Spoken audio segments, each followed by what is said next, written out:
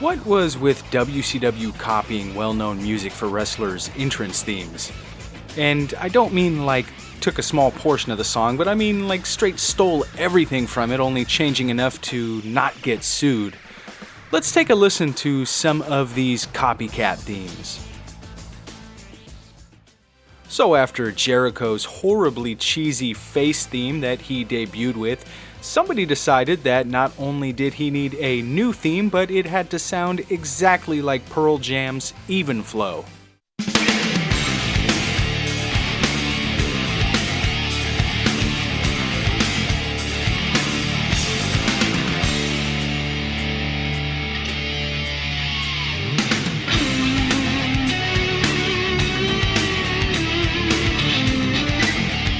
I often wonder what these wrestlers thought of their themes. Did somebody ask Chris one day, "Hey, what's your favorite song?"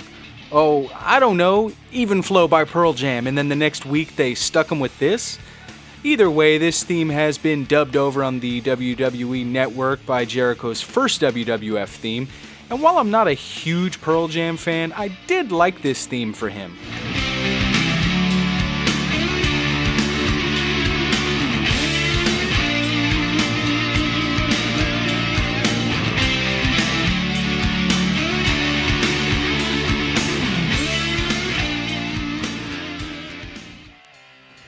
The Steiners had some pretty annoying music, in my opinion, during the mid-90s in WCW.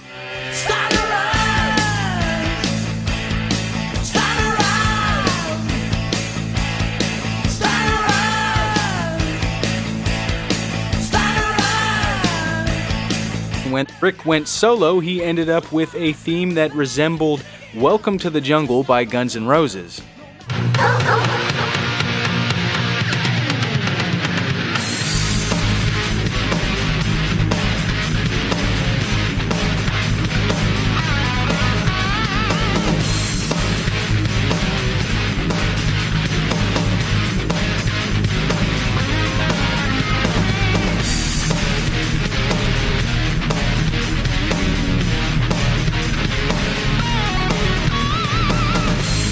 I'm still surprised Axl never sued WCW for this. I mean, the guy is threatening to sue Google over fat pictures.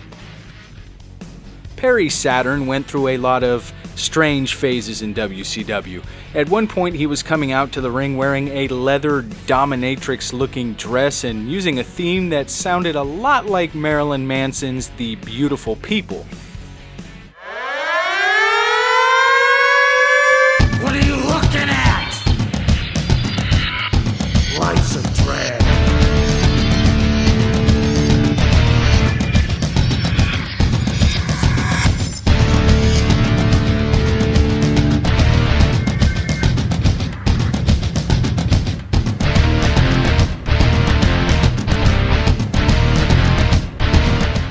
Now, if The Beautiful People wasn't so played out by the time he started using this theme, it probably would have been cooler, but the original song was shoved down our throats for so long that when this theme came out, I couldn't have been more annoyed by it. Ernest the Cat Miller was the greatest. Well, that's what he used to tell us. I really couldn't stand the guy, but there's no denying that his theme music was inspired by James Brown. I'm the greatest. 1, 2, 1, 2, 3.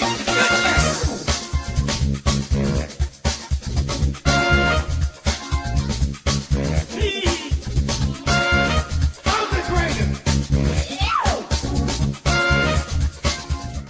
In fact, Brown even made an appearance in WCW for a segment with Miller. But even that couldn't save the nightmare that was Super Brawl 2000.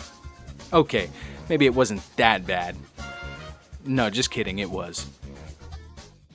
Now, despite what others may say, WCW did not make an entrance theme based on a Nirvana song. They actually made two.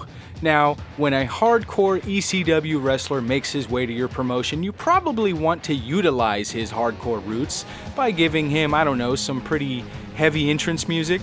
WCW instead decided to give him a ripoff of Come As You Are by Nirvana, which was not only almost 6 years old at the time, but was also kind of a mellow song.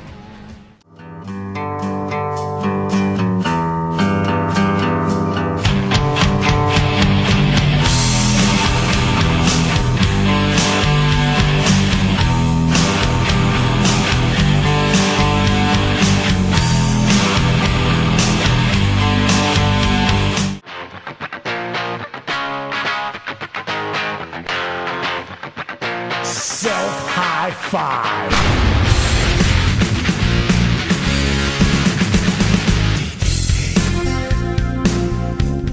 DDP once mentioned in an interview that one-time drummer of Nirvana, Dave Grohl, was not too happy with the cheap ripoff. I have to admit it was kinda strange to see him debut in the WWF with a different entrance song.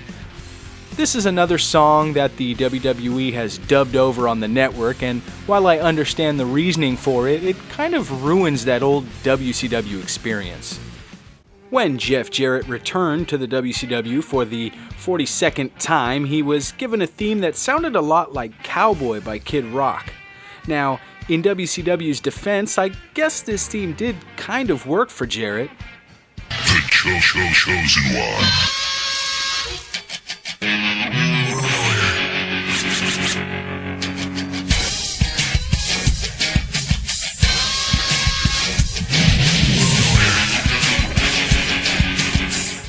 I still used to cringe every time I heard this theme because I knew a Double J appearance would soon follow.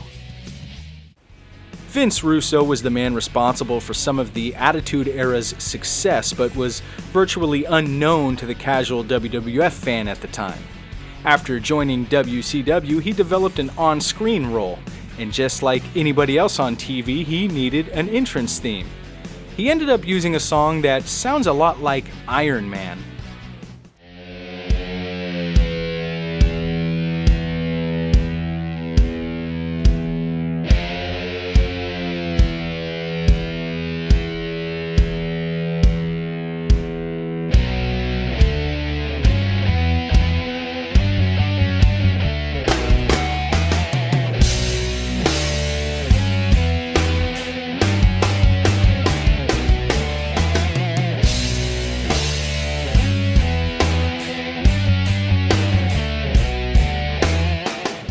Every time I hear this theme, I think of things like the Oklahoma character, the Pinata on a Pole match, David Arquette, and that weird Judy Bagwell on a forklift match.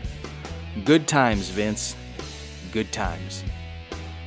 Now I know there are a lot more of these copycat themes from WCW, so what are some of the ones that I might have missed? Let me know in the comments section below, and as always, thank you for watching.